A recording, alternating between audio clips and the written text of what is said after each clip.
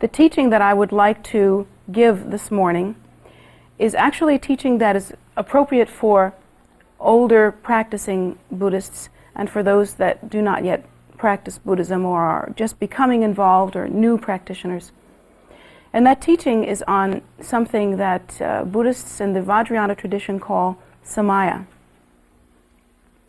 Samaya refers to commitment.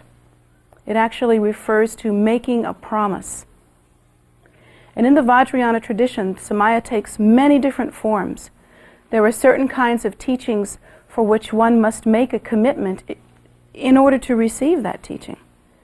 In our tradition, we have something called empowerment, we have commentary teaching, and we have wind transmission, or lung, which is a breath transmission. These two very, very essential components of the teaching, these three rather, very essential components of the teaching, must be given in a certain way. And one of the methods that one employs in order to be receptive to the teaching and in order to benefit from the teaching is to make commitment or to make samaya. One cannot actually receive any kind of empowerment without creating the vehicle for the transmission of that empowerment through samaya. Samaya is necessary to create the vehicle for that transmission. If there is no samaya, if there is no promise, there is no transmission. Literally, the Lama or teacher could give the transmission and give the transmission and give the transmission using all of the ritual implements and all of his or her own enlightened purpose. And if there is no commitment and no samaya, there is no transmission. It does not occur. It's very much like throwing seeds on cement. They will simply not take root. That is the case. But the word samaya trips us up. The word commitment trips us up. First of all, because we have grown up with the idea and we have absorbed the idea that at all costs, we should remain something like rugged individualists. You know, that we should be, the way we think of this as is that we should be free thinkers. This is how we think of it. It isn't necessarily the case, but it's how we think of it. It reminds me a little bit of the 60s, actually, where people would dress a certain way in order to demonstrate their response to society, that they were not responding to society in a way, they were not buckling down, they were not getting in the groove and marching with everyone else in the same way that everyone else marched. So in order to demonstrate that, we wore different kinds of clothing. And we had different kinds of attitudes and different kinds of speech manifestations, that we would use that would signify our difference. But in fact, interestingly enough, it was very plain to see that pretty soon we were wearing the uniforms. And we were adapting the speech that signified us to be in a certain group, and therefore were no longer free thinkers. That became obvious to many of us, and therefore many of us went on to integrate whatever was good of that time into our lives and drop some of the outward manifestations. In the same way, we as free thinkers tend to be so fixed in that idea and so stubborn in that free thinkingness that we are extremely bound and extremely limited.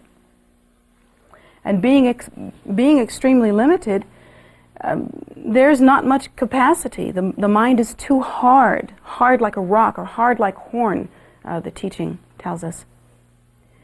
It's too hard to actually absorb the teaching.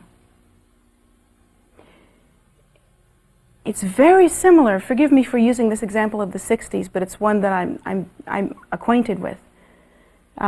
It's very similar to the idea that people in the 60s would wear a certain kind of clothing and would automatically alienate themselves from other aspects of life. That they would automatically do that. And in doing that, there was some intimacies and familiarities and opennesses that we could not have, simply because of the distinction that we ourselves created, the holding back that we ourselves did. And likewise, those of us that hold the idea of being a free thinker, I'm completely unimpressed with formal thinking regimes or formal theoretical platforms. I am completely unimpressed with that. I'll take a little bit here and a little bit there and a little bit there and a little bit there. The hardness that we have in our mind, the uniform that we don in our own mind, causes us to be incapacitated, really, unable to hear some element of subtlety, some element of truth that empowers us to absorb the teaching deeply. And it basically rolls right off our back. We just don't get it. And of course, not getting it seems to make us feel justified. If we don't get it, then we can say there's nothing there and we continue to be a free thinker. And that may be the case. That may be the case. Maybe you're listening to a teaching in which there's nothing there. That's possible. But if, like the person of the 60s, you are automatically alienated from some kinds of experiences, you will never know. Therefore, you're not such a free thinker. You just don't know. Much better to admit that you just don't know. Much better to take a chance. Take off the uniform. Try it for a period of time, knowing that you can put your uniform back on if you want to, so that you can have that experience. Much better to gentle the mind and allow the mind to be in a place of depth so that it can absorb something deeper of the teaching. That's really a much better method. Otherwise, you really just don't know. Well, back to the idea of Samaya. With the idea of Samaya, that in order to take a teaching on the Buddhist path, one has to form a certain level of commitment with this teaching. Now, this level of commitment is not like buying into a club. It's not like you buy a ticket to Club Med, or then you're a member, or maybe Holiday Spa or something like that, and then you're a member. It's not like that, where you pay your dues and you're in. It isn't like that at all. What it is, actually, is that there are certain elements of one's life, the structure of one's life, that one examines and comes to certain conclusions. With the beginning steps of entering into the Buddhist path, one should first of all, from a logical point of view, examine one's own life. Not asking you to get a psychic reading and find out what your past lives are. Not asking you to guess or take a flying leap at what brought you here to this moment. But the request is to examine your life as you know it and remember it up until this point. From that point of view, you will easily discover that you have tried very hard to get where you are today. That you've worked quite hard. Well, some of you might say, I've had a lot of it handed to me. I've heard people say that. But in fact, if you really examine, every day you work very hard, and in your way, your efforts are noble and conscientious. One thing we know for sure, you're extremely busy. You must be doing something.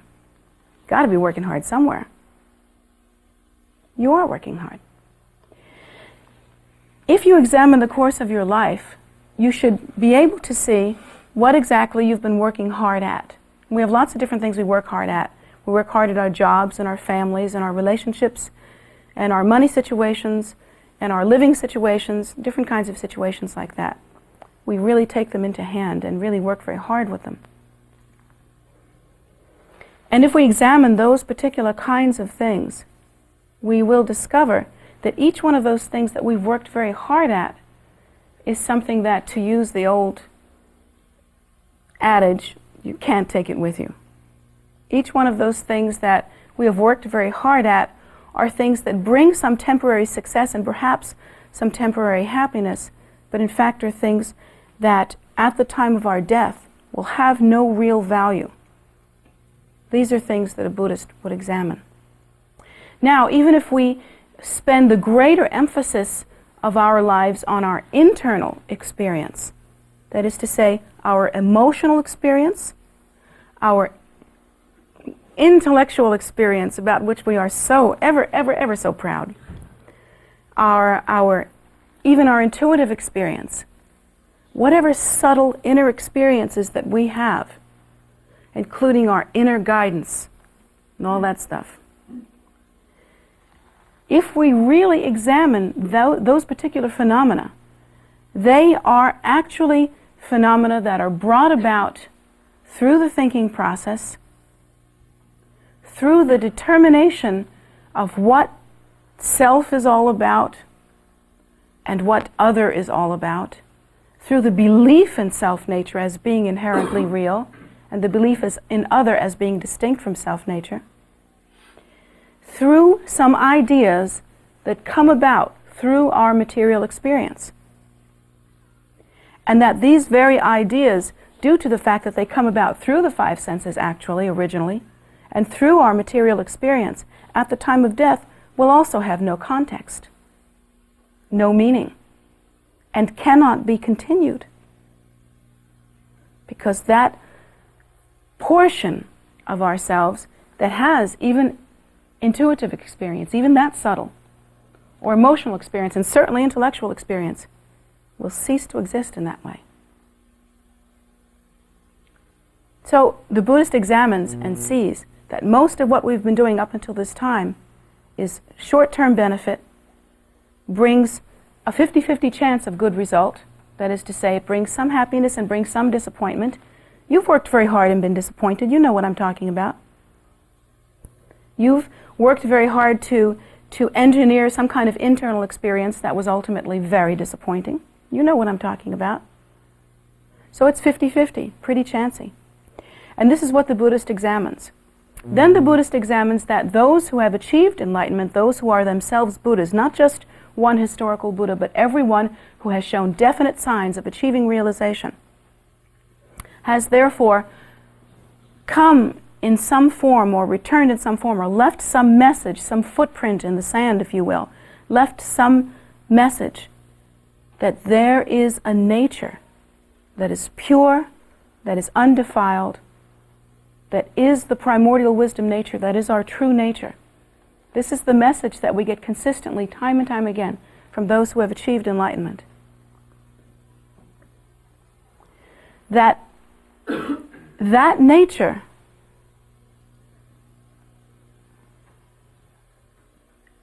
is beginningless, spontaneously arising, evidently always complete,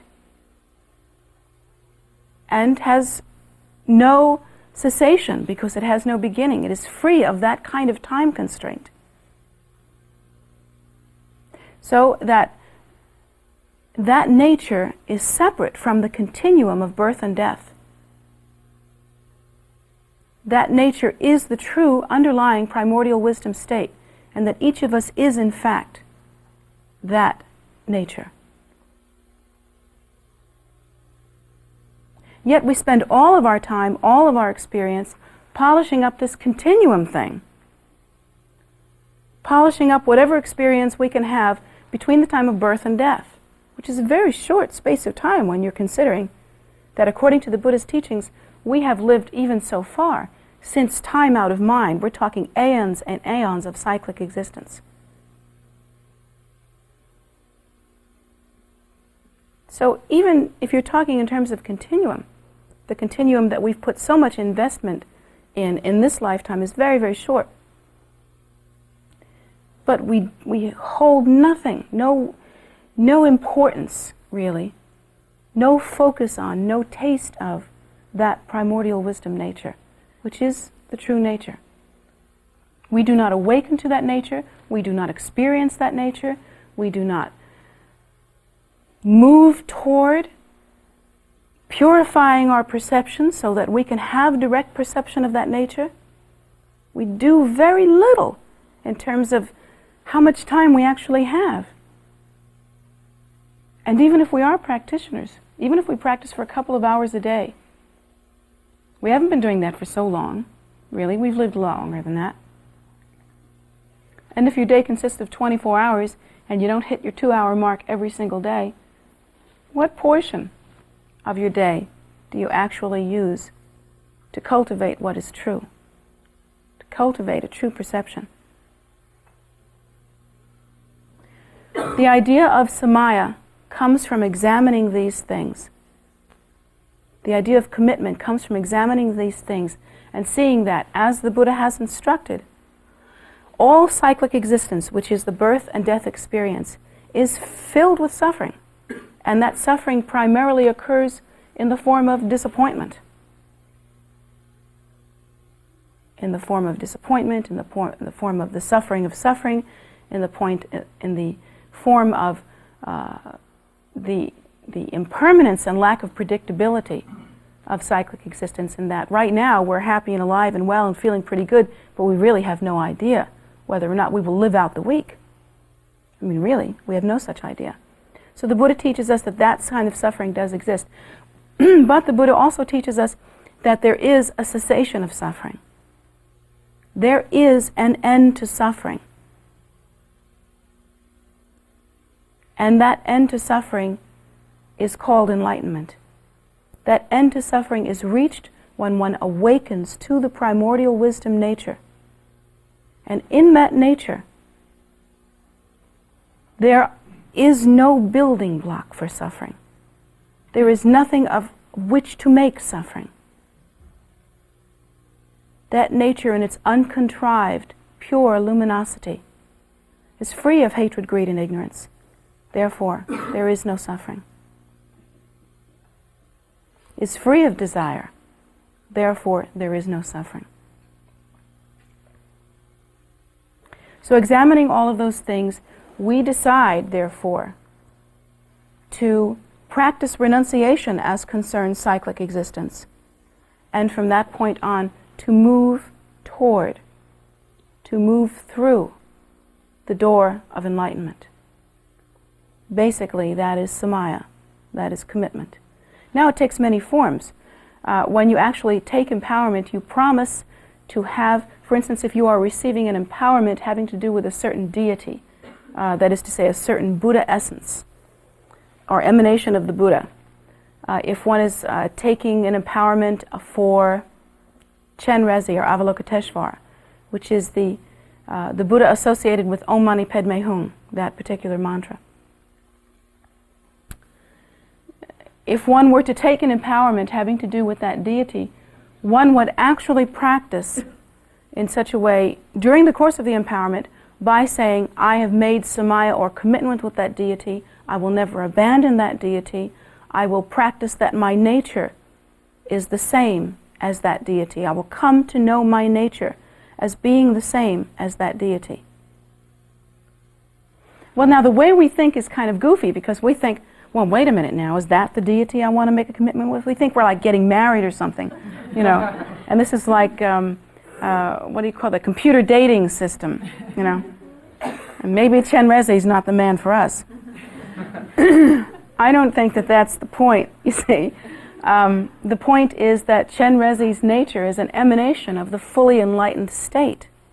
And what we are actually promising at that point is to never abandon the intent, the directive, and the activity of awakening to that same fully enlightened state, so that we realize our nature to be non-dual with Chenrezig.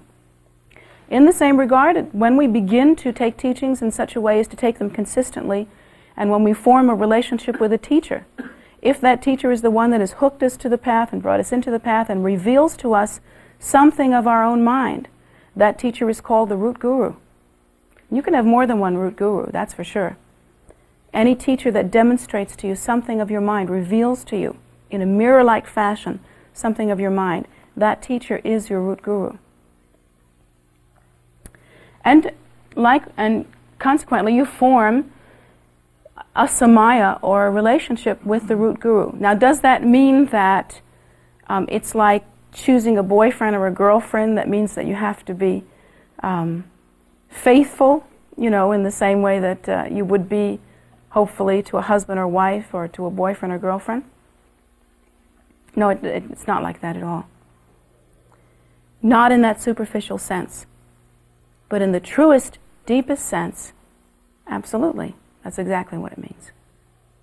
But what is that true and deep sense? That true and deep sense is this, that when you meet with someone that you are calling your root guru, you have embarked upon the path. You have met someone who can benefit you in such a way as to help you walk through the door of liberation. In a sense, then, that root guru becomes for you the very door of liberation. Ultimately, through the blessing from that teacher, you will achieve enlightenment. You will achieve enlightenment. And at that stage, the primordial wisdom nature in seed form, that is your Buddha nature, will be fully realized. You will abide spontaneously and effortlessly in that nature. The path that you have utilized in order to practice, in order to achieve that realization, will be fully revealed to you. And it will be understood as the very display or dance of your own primordial wisdom nature. The root guru then is understood to be inseparable from one's own nature, to be an actual display of the Buddha nature in such a form as to confront the rigidity of our egos. And so the teacher becomes the same and as precious as one's own Buddha nature. For us then, the root guru becomes like the Buddha nature, the same as. And we practice in such a way as to understand that when we see the root guru, we are in fact seeing our own face. It is not separate. It is not separate. That samaya is maintained through some effortfulness, because in the beginning it's very difficult. In the beginning, the brain wants to play around. The brain wants to say, well, let's see, should I have chocolate or vanilla? Should I think this way or that way? Or what's the game plan here? And do I like this? And there's all kinds of different ideas and rigidities, stiffnesses that come up. But we should really recognize them as the movement or dance or display of our own ego nature. And with a little practice, we can learn to just pass it off. We can understand also that through some effortfulness, we can understand that it isn't easy to approach the path with a mind of duality and expect to see one's path, expect to see one's root guru, expect to see one's meditational deity that one practices, expect to see those as indistinguishable from one's own nature. We have been practicing duality since time out of mind. It's very difficult to lose, and it takes some effort. But that effort is called samaya. There is commitment. The mistake that practitioners make is that they wait for the big feeling.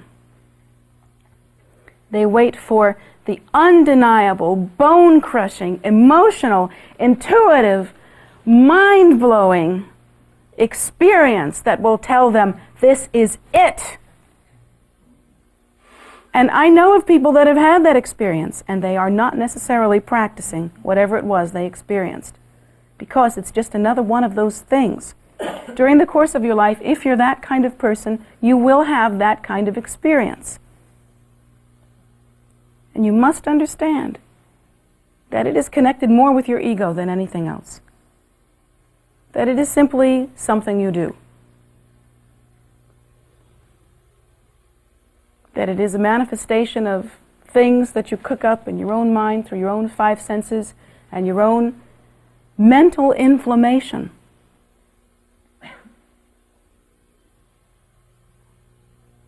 that actually when one keeps Samaya, one does so through some effort, through intelligent and logical decision, through examining one's life and through examining the path, the method, through examining the truth of the teaching that the Buddha nature does in fact exist and that it is the state which is free of suffering.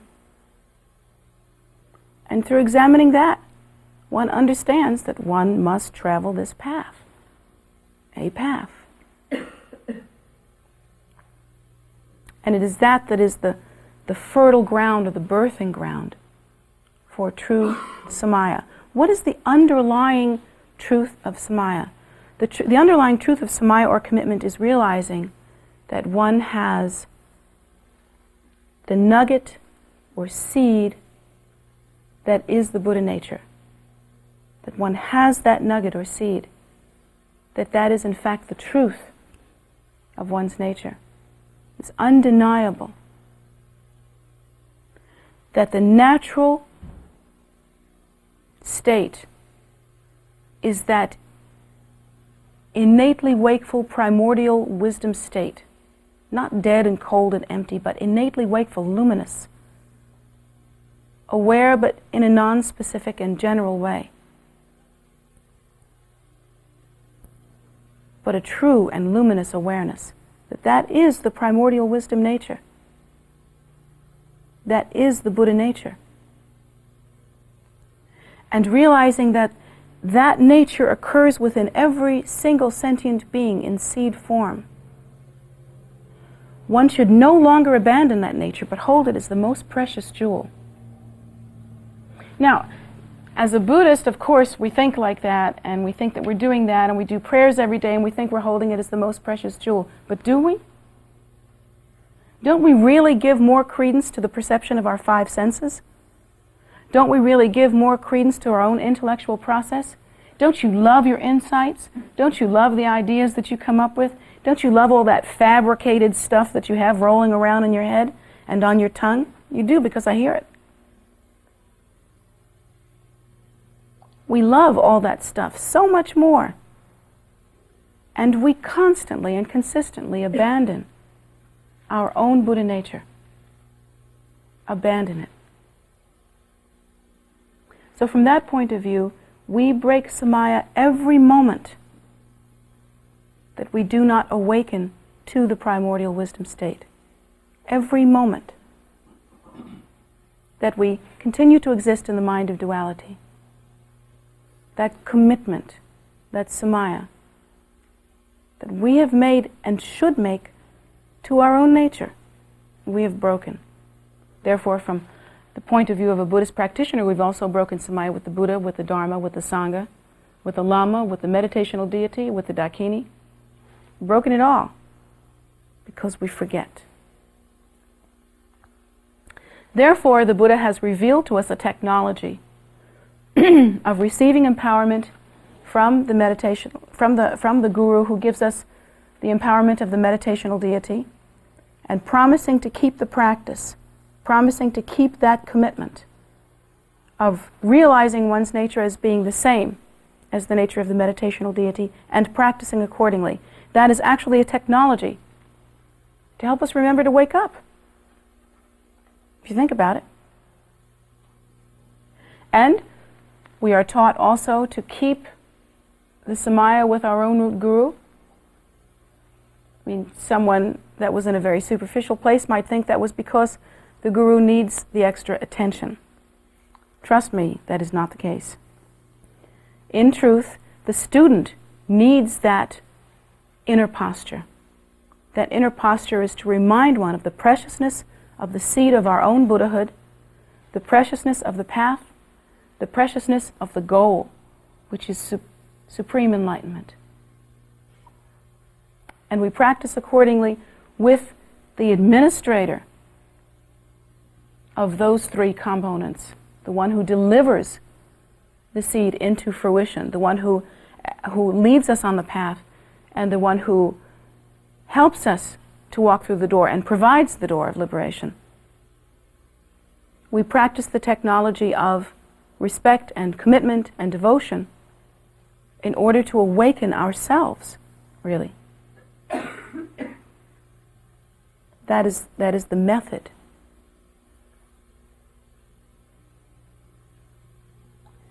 The basis for any Samaya, remember, is to hold the seed of enlightenment as the most precious jewel, the most precious jewel.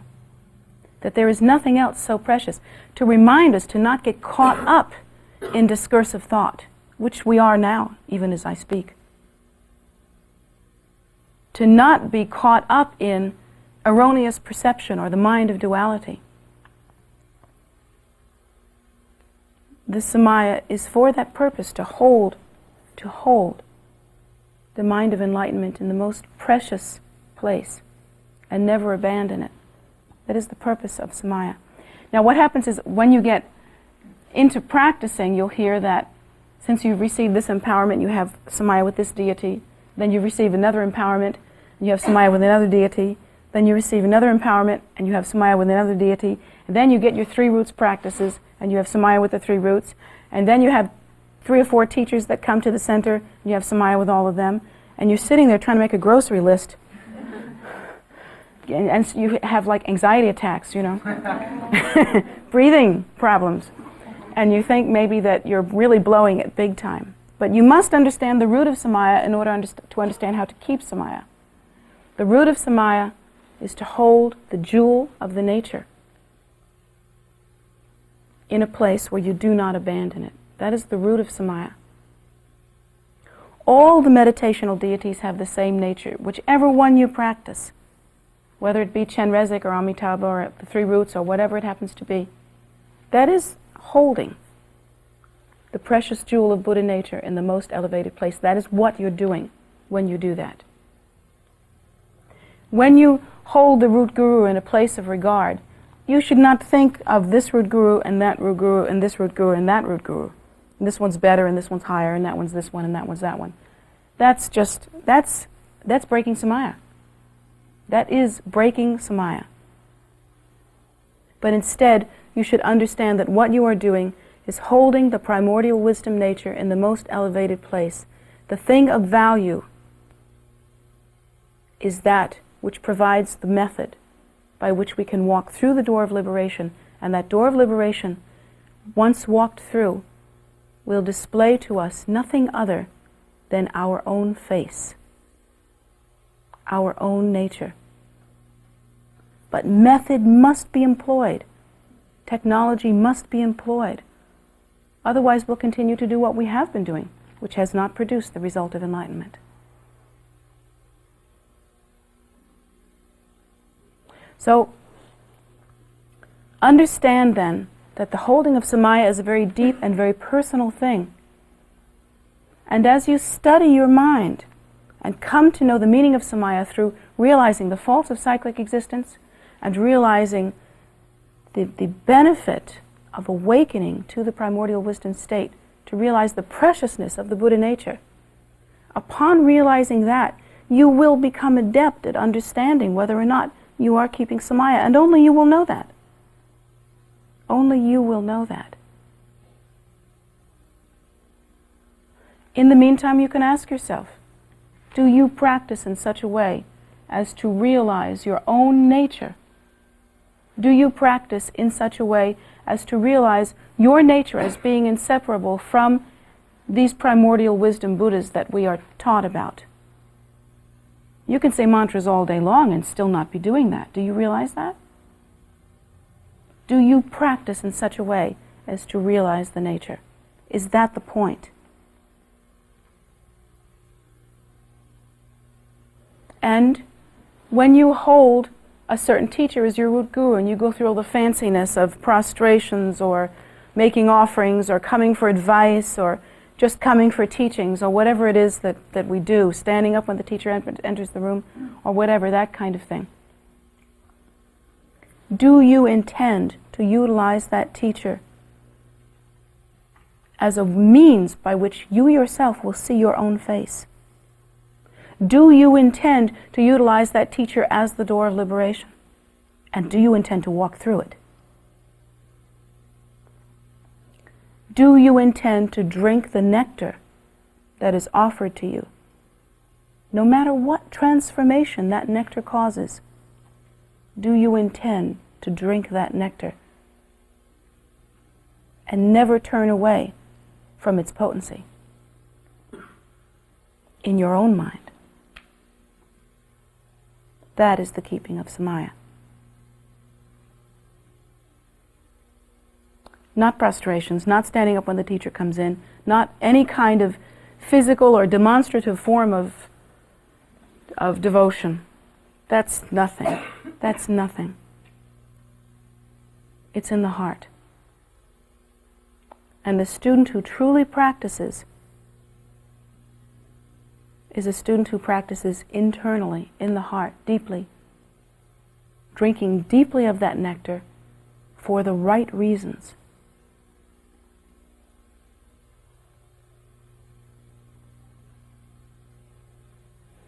From my point of view as a teacher, I look for a student, when I look for a close student, I look for a student who is willing to change.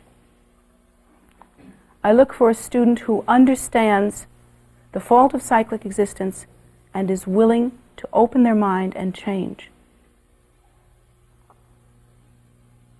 A student who is unwilling to change is of no use to me. And if they really want to be students, generally I let them be students, but they have to do so almost in neutral, until the point comes that they understand that something's got to give.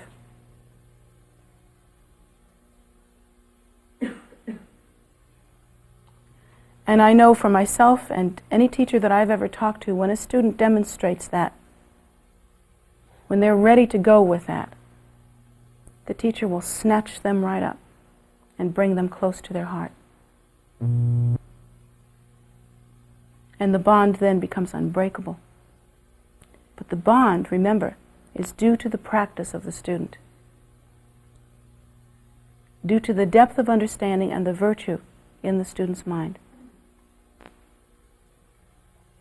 And everything about that the student has earned through their own effort.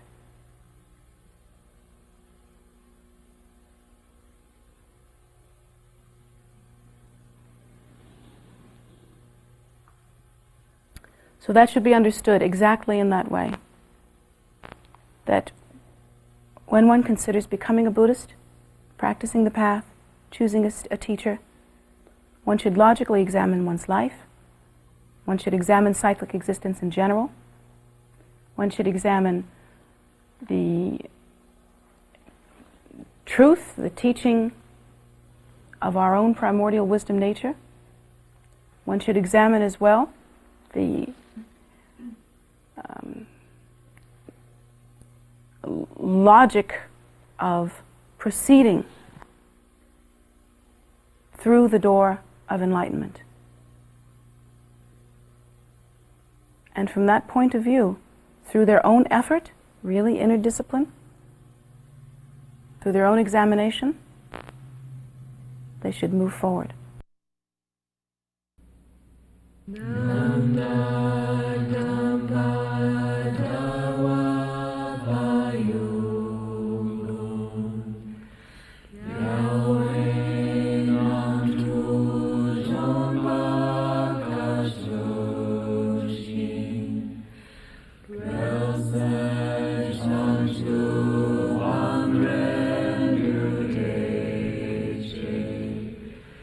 Yo